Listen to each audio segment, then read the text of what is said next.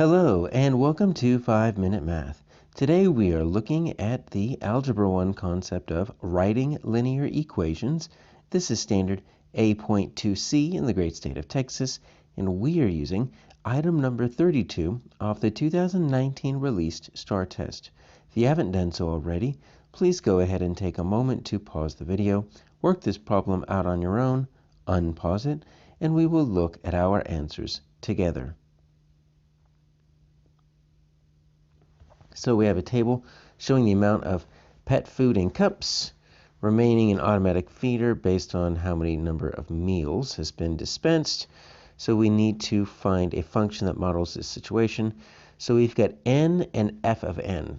So this is going to be our independent variable. So I'm just going to write ind right there. This is going to be our dependent variable.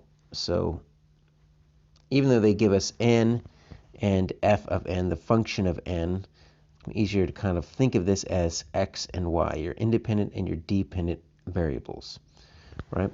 So what we have to do now is to turn this into, look at our answer selections. Looks like we've got slope-intercept form. Y equals mx plus b. All right, that's pretty simple. First, let's find the slope. So the slope is going to be given to you on your reference materials, the formula, if you can't seem to remember it, but it's rise over run, change in y over change in x. We've been working on that for a few years now. So just pick two x's and y's.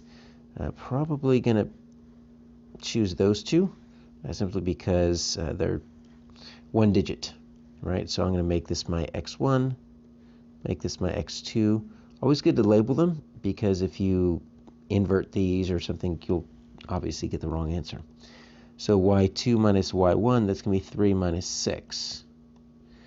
And look at what happens with my x's, right? 7 minus 6 gets you a 1. That's beautiful. So it's just going to be negative 3 over 1. So my slope is negative 3.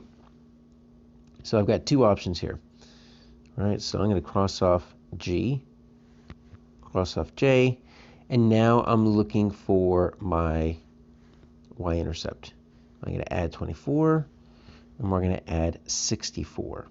All right, so we've got two different ways that we can get there. One would be the point slope form. This also is on your reference materials. Y minus y1 equals m x minus x1. All right. So let's just pick an x and y. Let's do a different one this time. So let's just put in 1 as our x1. Let's put in 21 as our y1. Let's see what happens. Y minus 21 equals, I now know my slope. That's negative 3. X minus, and then I've got that 1. Right? So we can distribute this out. So y minus 21 equals negative 3x. Negative 3 times negative 1 equals positive 3, right? And then we just need to add 21 to both sides to isolate that y. Y equals negative 3x plus 24. Okay, so there's our answer right there is F. I did say there were two different ways you can do that. So you could use the point slope form, which we did, or you could just use the slope-intercept form. Y equals mx plus b, and you know what? We can supply 3 of those 4 variables. Pick another xy. Let's do a different one just to show that it always works. So our y is going to be 15. Our slope is going to be negative 3.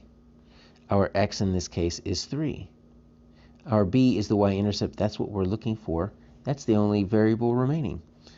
So we've got 15 equals negative 9 plus b. Want to isolate that variable. So let's add 9 to both sides. Inverse operation. So look what that's going to be. 24 equals b. Now, you can just put the some points in, but you notice here that this doesn't get me quite to here. Now I've got to take my b and I've got to plug it back into. So it does take that extra step at the end. So y equals, and then I remember my slope is negative 3x. Now I've got my b plus 24. My answer is F.